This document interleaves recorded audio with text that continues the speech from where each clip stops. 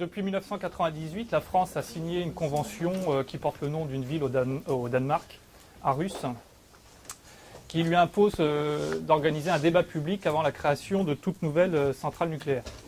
Alors, on a été échaudé avec l'EPR à Flamanville sur le terrain technique et sur le terrain le dur, si je puis dire.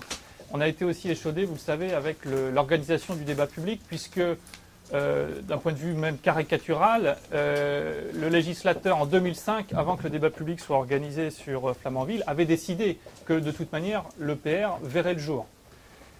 La Convention d'Aarhus, qui a été transposée par d'autres textes, des lois en France et puis des directives communautaires, dispose pourtant très clairement que le débat doit porter sur les caractéristiques du projet, c'est-à-dire où est-ce qu'on met par exemple la centrale, sa puissance, ses rejets, etc., mais aussi sur l'opportunité même de faire le projet.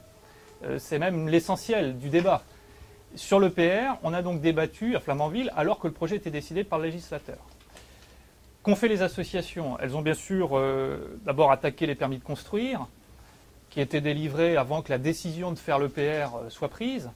Je fais juste une petite parenthèse, l'EPR, c'est une installation nucléaire de base, donc ça se décide par un décret qui est signé par le Premier ministre. Bon.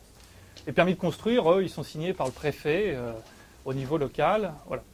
Puis en plus, vous avez des arrêtés ministériels qui réglementent les rejets atmosphériques et dans l'eau qui sont importants, qui sont source de pollution. Bon. Les permis de construire ont donc été signés alors que l'EPR n'était pas encore décidé officiellement, si ce n'est par le législateur dans une loi en 2005. On a après et en même temps fait le débat public. Donc vous voyez, curieuse appréciation d'un débat sur l'opportunité alors que la décision était déjà prise, comme l'a rappelé Charlotte tout à l'heure. Les associations, disais-je, ont fait un recours au Conseil d'État.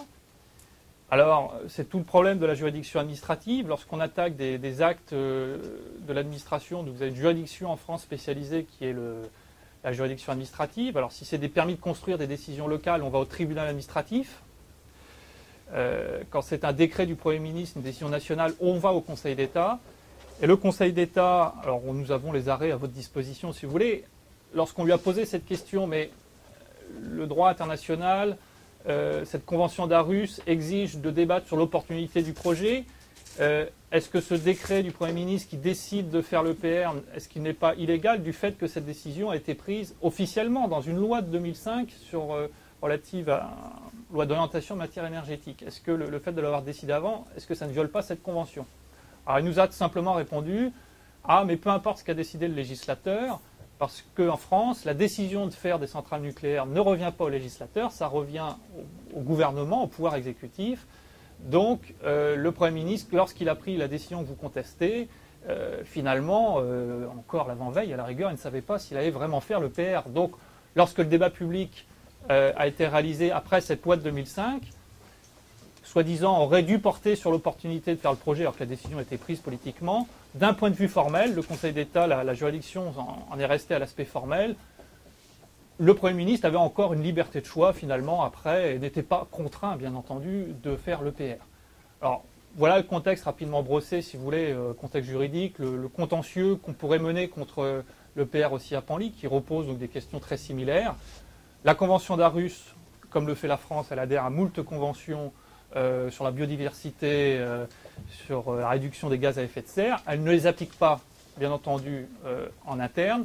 Et la juridiction administrative, qui est d'une indépendance assez relative par rapport au gouvernement, ne se fait pas violence non plus pour les faire respecter. Donc tout ceci est parfaitement verrouillé. Moi, je suis avocat en matière d'environnement et d'urbanisme. Je fais tous les jours des recours. Pour obtenir de l'annulation de permis de construire de porcherie, il n'y a aucun problème. Pour les permis de construire des centrales nucléaires, ou simplement faire annuler la décision de création d'une centrale nucléaire, c'est évidemment, il n'y a pas de précédent en France. Le seul qu'on ait obtenu, c'est un petit pied peut-être, ou un doigt, je ne sais pas, le petit doigt dans la porte, c'est l'annulation d'un décret qui autorisait le démantèlement d'une centrale nucléaire à Brennilis pour une raison de procédure, de droit international qui n'avait pas été respecté non plus. Mais ici, je vais dire, on va sans doute, avec l'ensemble des associations, batailler à nouveau devant le juge, parce que c'est une question de principe. Il y a des textes qui sont piétinés, sont foulés du pied de façon assez cynique par le gouvernement. Mais on s'adresse à un juge français, encore une fois, qui est assez peu respectueux des textes internationaux. Donc voilà, on est réaliste aussi de ce point de vue-là.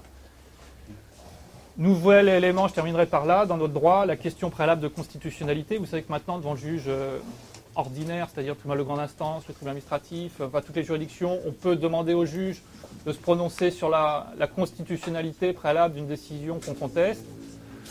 Je vois assez mal la juridiction administrative renvoyer, par exemple, on pourrait se poser la question de savoir si la charte de l'environnement ne peut pas être invoquée contre la décision de créer l'EPR.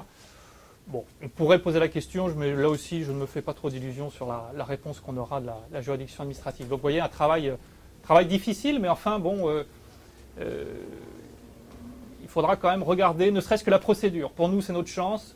Le droit est très strict d'un point de vue de la procédure, de l'enquête publique, donc à nous d'éplucher tout ça, comme on a fait sur Brennilis, qui était un contexte très différent. Hein.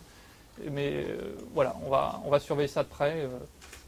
Après, sur le principe même de faire l'EPR, est-ce que ça peut être utilement contesté devant le juge national, c'est assez délicat.